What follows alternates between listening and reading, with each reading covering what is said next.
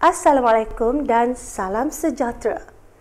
Saya, Cikgu Sobiha binti Shoaib dari Sekolah Kebangsaan Taman Uda akan menerangkan tentang instrumen pentaksiran sumatif ujian akhir sesi akademik ataupun UASA sesi 2022 dan 2023. Jadi, jom sama-sama mempelajari teknik menjawab sains UASA 2022-2023. Untuk makluman semua, UASA Sains tahun 6 terbahagi kepada 3 bahagian iaitu A, B dan C. Cikgu akan terangkan satu persatu kepada kamu. Pertamanya adalah dari jenis instrumen. Untuk bahagian A adalah ujian objektif yang terdiri dari jenis item objektif aneka pilihan. Bilangan soalan hanya 10 soalan sahaja. Kamu perlu menjawab ke 10 soalan tersebut. Di situ, markah yang disumbangkan adalah sebanyak 10 markah. Konstruk yang diuji dari segi mengetahui, memahami dan mengaplikasi cakupan konteks semua bidang pembelajaran berdasarkan KSSR tahun semasa, bermakna tahun 6 sahaja. Kaedah penskoran adalah dikotomus, bermaksud satu soalan menyumbangkan 1 markah. Untuk bahagian B pula, jenis instrumennya adalah ujian objektif dan subjektif. Jenis item objektif pelbagai bentuk. Bilangan bahagian soalan 2 soalan sahaja yang memberi markah sebanyak 8 markah.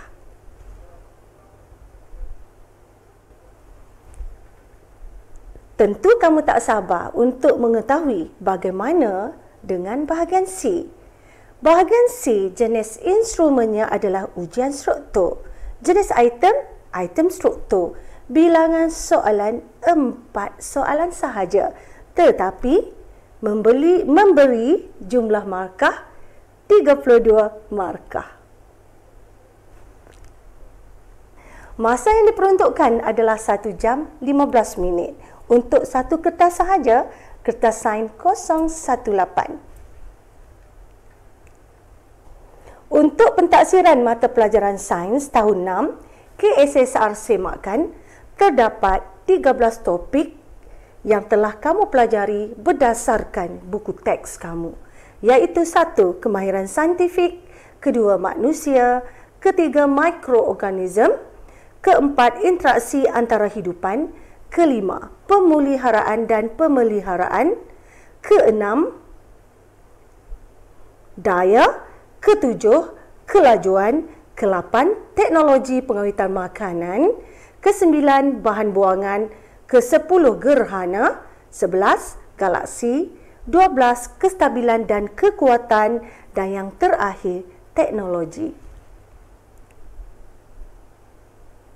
Seterusnya, cikgu akan kongsikan panduan menjawab soalan. Yang pertama, apa yang perlu kamu lakukan adalah membaca soalan sekurang-kurangnya 2 kali untuk memahami kehendak soalan. Seterusnya, pertanyaan soalan dalam kertas sains ini tidak secara terus. Sebaliknya, calon dikehendaki menjawab berdasarkan maklumat yang diberi. Apa lagi? Kamu perlu kaitkan maklumat-maklumat tersebut dengan fakta dalam bidang penyiasatan yang disoal. Tandakan jawapan di bahagian A di kertas soalan. Calon perlu berhati-hati menanda jawapan. Pilih jawapan yang paling tepat. Ingat, pastikan anda dapat skor yang baik bagi bahagian A. Bermakna kamu perlu betul ke 10 soalan tersebut. Bahagian A akan menyumbangkan 10 markah daripada markah keseluruhan kertas sains. Sebab tu, kamu perlu berhati-hati. Jom kita lihat bagaimana format baru kertas sains untuk tahun ini.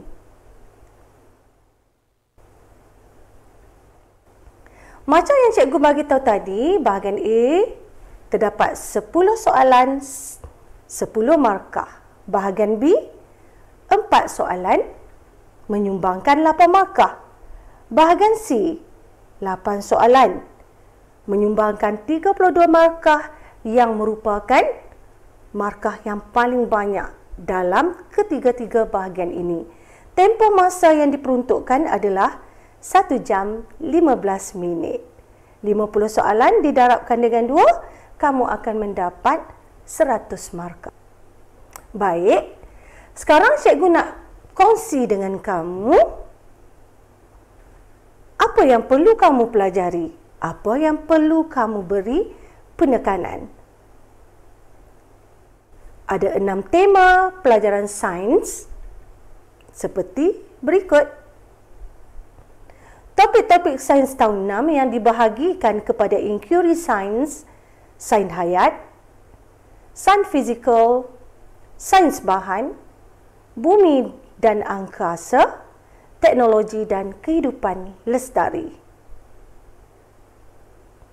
Konstruk yang diuji di dalam UASA boleh kamu perhatikan dan kita spesifikkan kepada kemahiran konstruk mengingat, memahami, mengaplikasi, menganalisis, menilai, mencipta dan 12 kemahiran proses sains yang perlu kamu ketahui.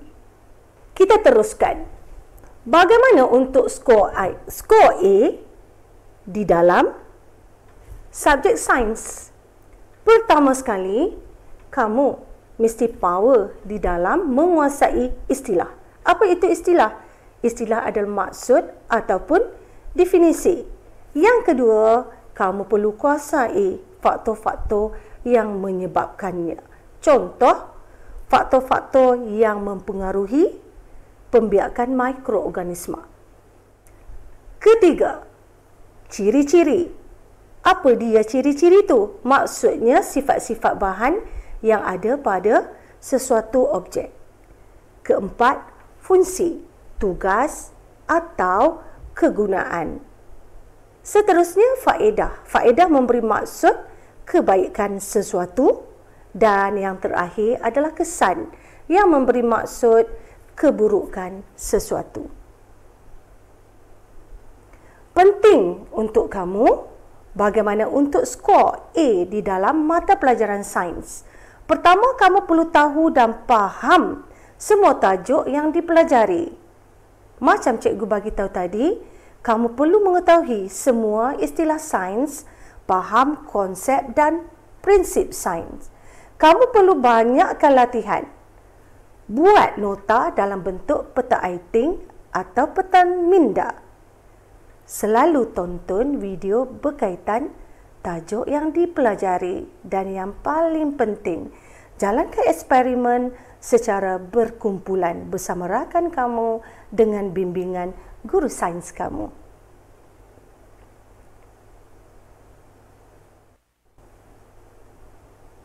Sekarang cikgu akan berikan kepada kamu teknik untuk menjawab kertas bahagian A yang cikgu namakan teknik GPS. Apa itu GPS?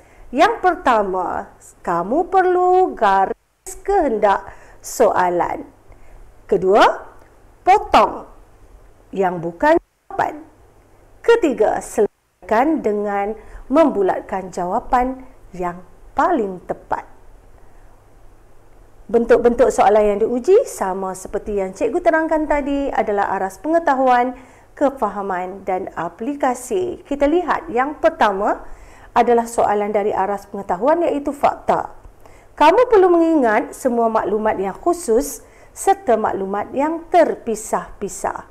Kita lihat contoh soalan yang pertama.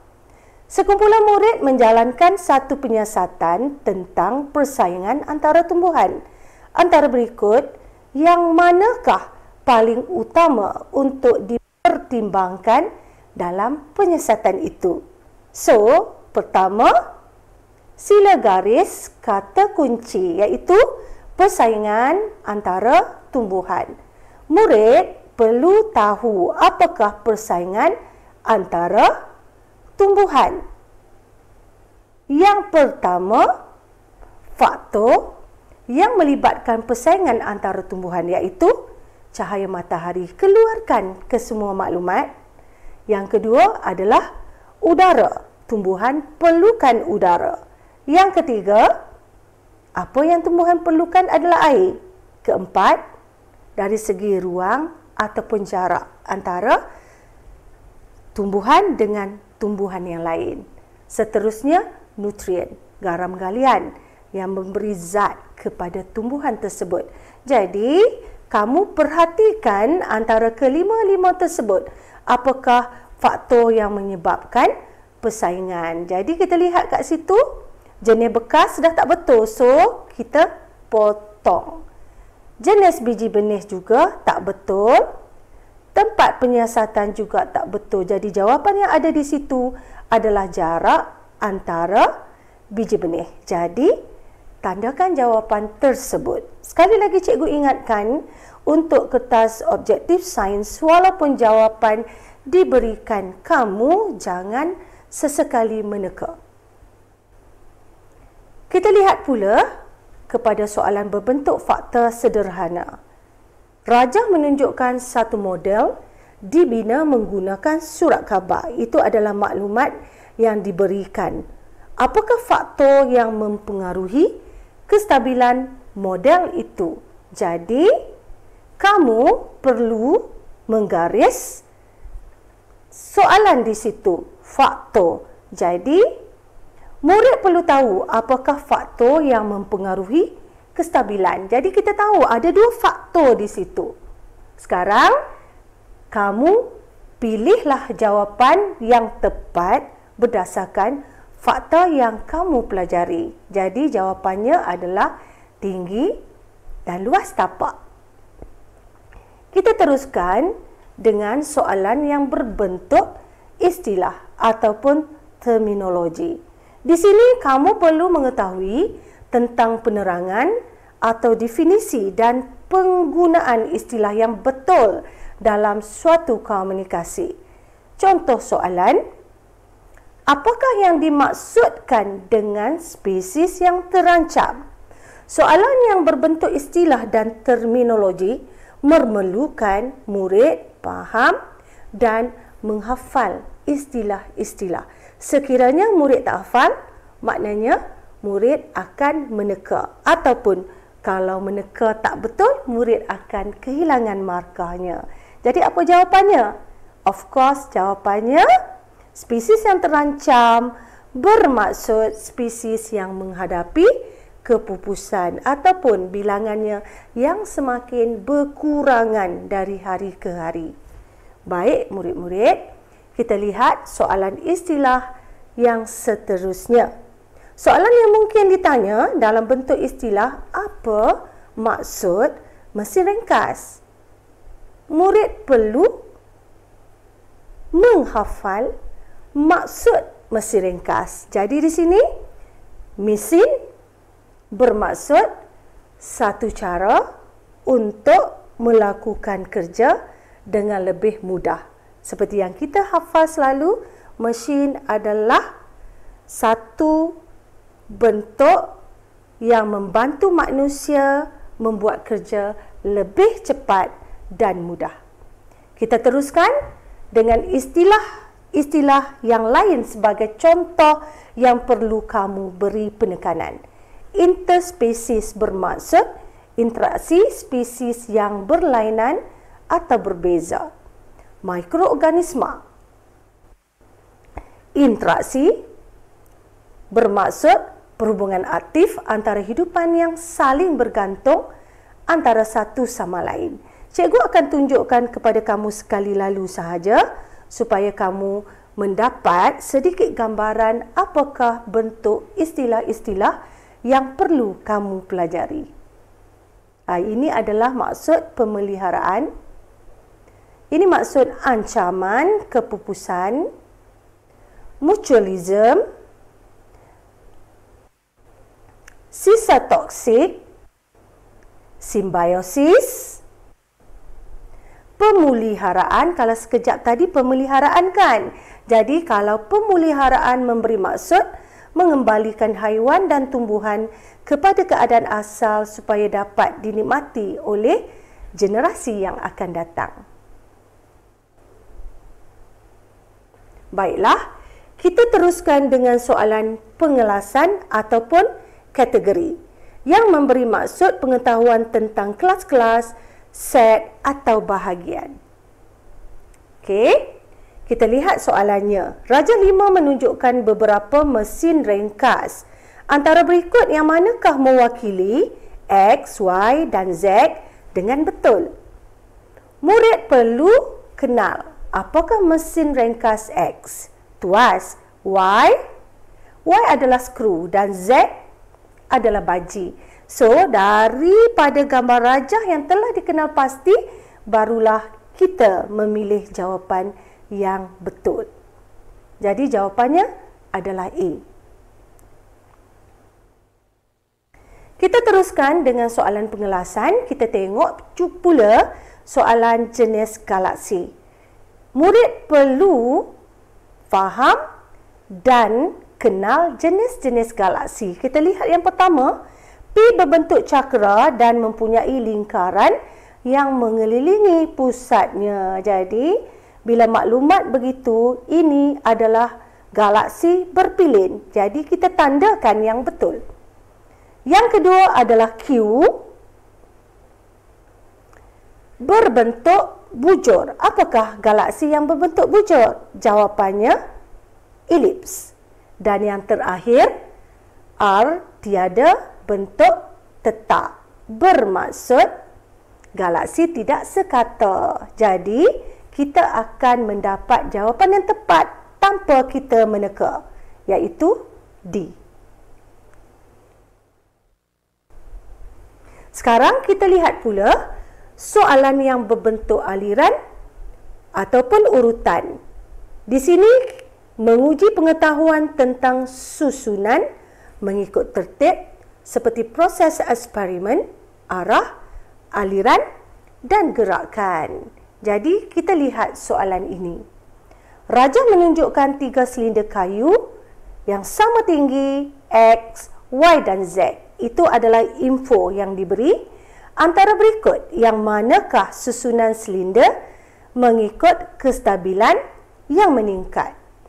Kamu perlu menggaris kata kunci, iaitu kestabilan yang semakin meningkat.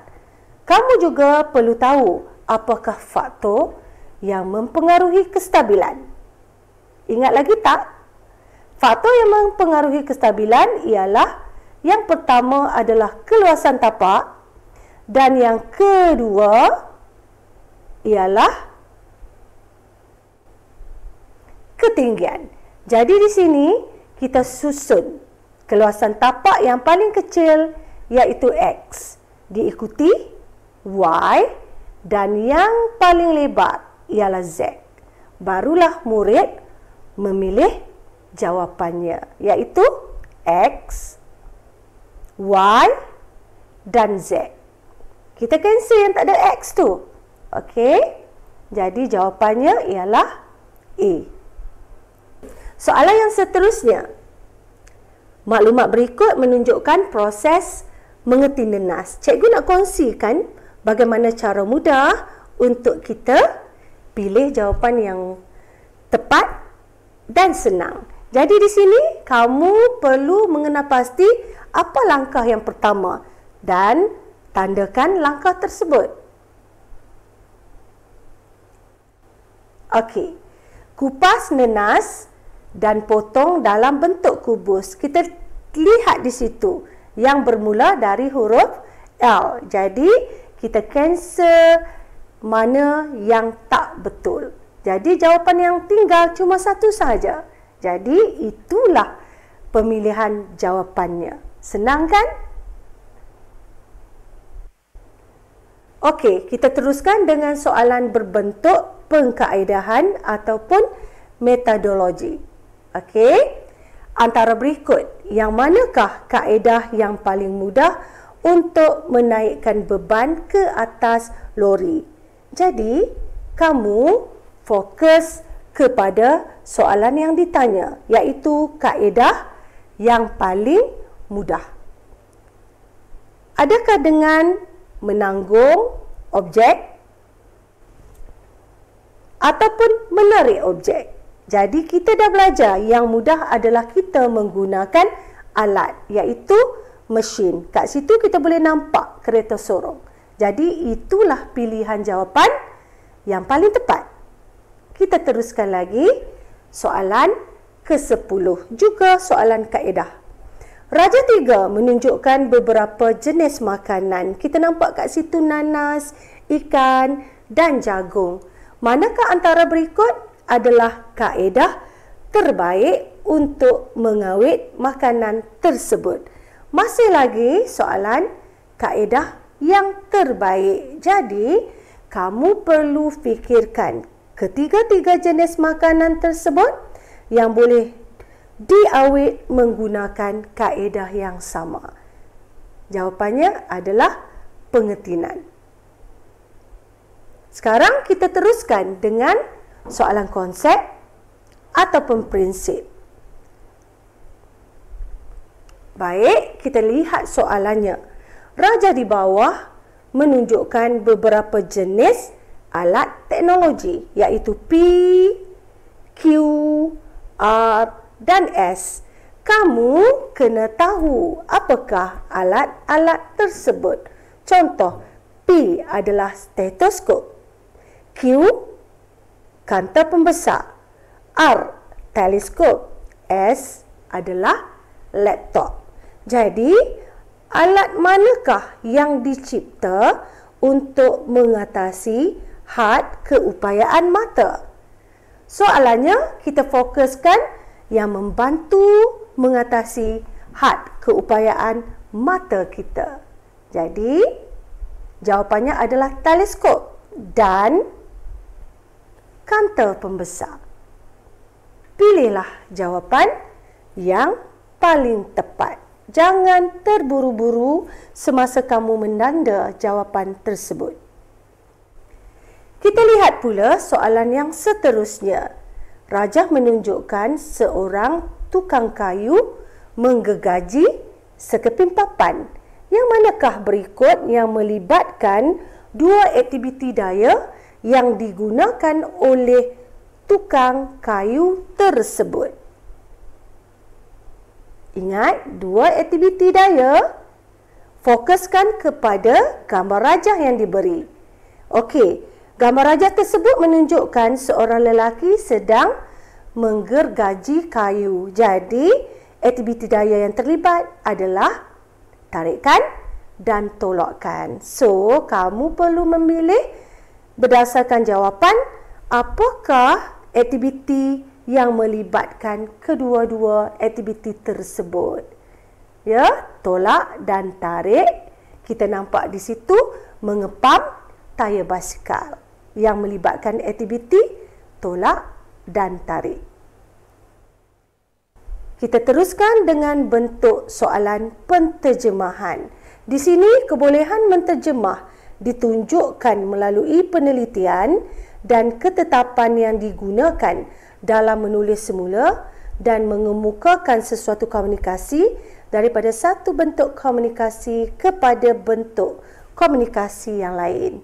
Contoh soalan adalah seperti berikut. Maklumat berikut membandingkan masa yang diambil oleh 3 orang murid untuk menamatkan acara 100 meter. Jadi info yang diberi, masa yang diambil oleh Rizal lebih singkat berbanding Siva dan Fitri. Info kedua, masa yang diambil oleh Fitri lebih lama berbanding Rizal dan Siva. Apa yang perlu kamu buat? Kita lihat yang pertama. Masa diambil oleh Rizal lebih singkat. Jadi kita lihat carta palang yang paling rendah. Ya, carta palang yang paling rendah kat sini adalah C dan B. Kita nampak Rizal, carta palang dia paling rendah. Jadi A dengan D kita potong sahaja. Dan kita lihat pula masa yang diambil oleh Fitri lebih lama berbanding Rizal dan Siva. Jadi kita lihat kedudukan palang yang paling tinggi. Macam tu. So, pilihan jawapan yang tepat di situ ada pada B. Okey, untuk soalan macam ni, cikgu harap sangat-sangat kepada murid sila baca soalan dengan teliti dan analisis soalan satu persatu supaya kamu dapat menjawab dengan tepat. Mari kita lihat pula soalan yang masih lagi dalam bentuk penterjemahan.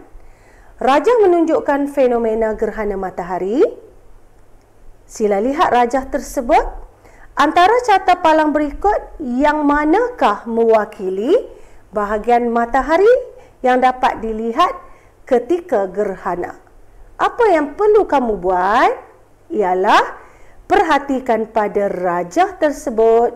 Kita lihat bentuk yang kelihatan pada masa gerhana daripada kedudukan 1 sampai kedudukan 4, menunjukkan bentuk yang semakin berkurang, dan pada kedudukan 4 tak nampak langsung. Jadi kita pilih C kat situ. Seterusnya dari kedudukan 4 hingga kedudukan 5, 6 dan 7 kita nampak bentuk gerhana matahari yang semakin besar. Ya, bentuk matahari semakin besar. Jadi pilihan jawapannya tak perlu fikir banyak, jawapannya adalah C. Sekarang kita lihat pula bentuk soalan kefahaman pentafsiran. Di sini kebolehan untuk menghubung kait bahagian-bahagian dalam satu set komunikasi dan menyatakan dalam bentuk lain, verbal atau bentuk grafik, dengan mengekalkan makna set komunikasi itu. Kita lihat soalannya. Di sini, rajah menunjukkan satu penyiasatan tentang daya geseran. Jadual 1 menunjukkan keputusan penyiasatan. Kamu dibantu dengan gambar rajah dan juga jadual. Apa kesimpulan daripada penyiasatan ini? Jadi, murid lihat di sini, jauh pergerakan kereta adalah 4 cm, menunjukkan paling dekat. Kertas pasir 7 cm, jaraknya sederhana, dan cermin 10 cm. Ini menunjukkan jauh pergerakan kereta mainan yang paling jauh. Jadi, kita lihat pula jawapannya. Paling banyak geseran. Paling dekat, paling banyak geseran, ada perkaitannya. Ya. Seterusnya, A, permukaan paling banyak daya geseran. Itulah jawapan yang paling tepat. Kenapa kita tidak memilih cermin? Sebab cermin jarak pergerakan paling jauh dan menunjukkan paling kurang geserannya. Kita lihat pula soalan berbentuk pentafsiran. Rajah menunjukkan jumlah bahan buangan yang dikumpulkan dari sebuah bandar. Apa yang dapat kita tafsirkan daripada carta palang tersebut? Jadi, kita lihat satu persatu. Kertas, kita nampak palang yang paling tinggi, menunjukkan yang paling banyak jumlah bahan buangannya. Kemudian, kertas lebih banyak dibuang berbanding kaca dan tin. Kita dah nampak dah jawapan dia kat situ. Jadi, logam lebih sedikit dibuang tetapi lebih banyak daripada kaca. dah nampak salah sebab logam paling rendah menunjukkan paling sedikit, tetapi jawapan B menunjukkan lebih banyak daripada kaca, sedangkan kaca lebih banyak daripada logam. So, kita dapat kenal pasti jawapannya adalah salah. Seterusnya tin. Tin paling banyak dibuang berbanding kertas, kaca dan logam. Sedangkan yang paling banyak adalah kertas. Jadi, juga tidak betul. Okey, kita lihat yang terakhir. Jumlah logam dan kaca yang dibuang adalah sama. Kalau kita lihat pada carta palang tersebut, logam dan kaca adalah berbeza. Kaca lebih banyak berbanding logam. Jadi, jawapan yang tepat, yang betul adalah A. Cikgu harap apabila kamu mendapat soalan dalam bentuk objektif, kamu perlulah menganalisis soalan satu persatu, fahamkan betul-betul, kamu tafsir maklumat, barulah kamu memilih jawapan yang tepat. Sekarang kita tengok yang terakhir, iaitu ekstrapolasi. Untuk soalan kefahaman, ekstrapolasi bermaksud kebolehan untuk menjangkau atau meluaskan aliran atau kecenderungan melampaui data-data yang diberikan bagi menentukan implikasi, akibat, hasilan, kesan dan sebagainya mengikut keadaan-keadaan yang dihuraikan dalam komunikasi asal. Jadi, kita tengok contoh soalan. Rajah menunjukkan gear pada basikal Hadi. Kamu perlu perhatikan gear V dan gear W. Soalannya, apakah yang akan berlaku apabila rantai dipindah dari gear V ke gear W? Perhatikan gear V dan gear W. Jadi, kamu perlu meramal. Selain meramal, kamu kena tahu apakah yang akan berlaku. Sudah pasti apa yang akan berlaku di sini, kelajuan akan bertambah. Kita teruskan kepada soalan ekstrapolasi. Kita lihat di sini, rajah menunjukkan sebahagian daripada sistem solar.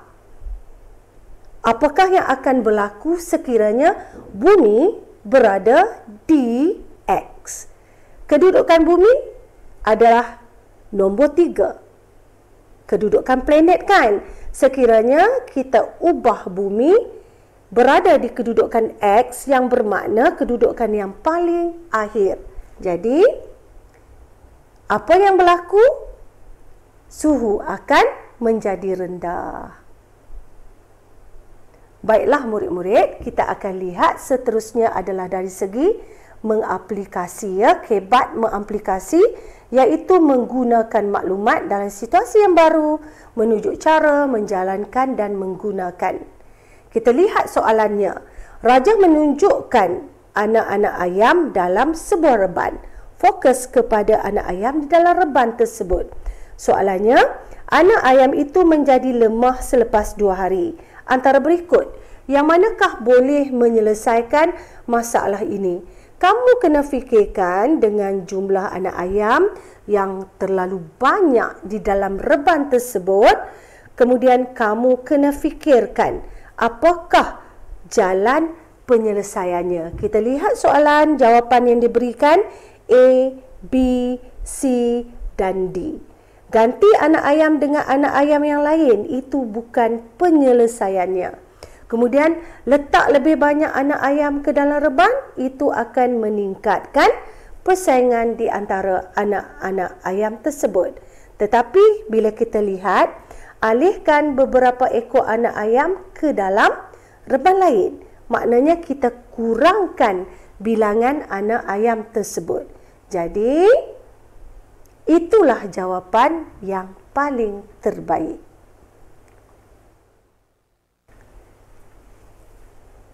Kita lihat soalan yang seterusnya. Diana memelihara beberapa ekor ikan tilapia di dalam sebuah bekas. Selepas 3 bulan, dia dapati sebahagian daripada ikan-ikan itu tak membesar. Maknanya macam tu juga. Antara berikut yang mana boleh menambah saiz ikan-ikan tersebut. Kata kuncinya menambah saiz ikan. Okey, sila kita tengok jawapan. Kurangkan air di dalam bekas. Air penting untuk ikan hidup kan? Yang kedua, tambahkan pelbagai jenis ikan di dalam bekas tersebut. Bermakna kamu tambah ikan yang pelbagai jenis, apa yang berlaku? Akan berlaku persaingan. Ikan-ikan itu akan bergaduh kan? Yang ketiga, masukkan ikan tilapia ke dalam bekas yang menarik. Adakah faktor bekas yang menarik akan dapat menambah saiz ikan? Dan kita lihat yang terakhir, beri lebih banyak makanan kepada ikan tilapia di dalam bekas itu. Makanan akan menyebabkan saiz ikan bertambah. Jadi jawapannya ialah D. Baiklah, kita lihat pula soalan dalam bentuk kebat aplikasi rendah. Yang ini mudah ya.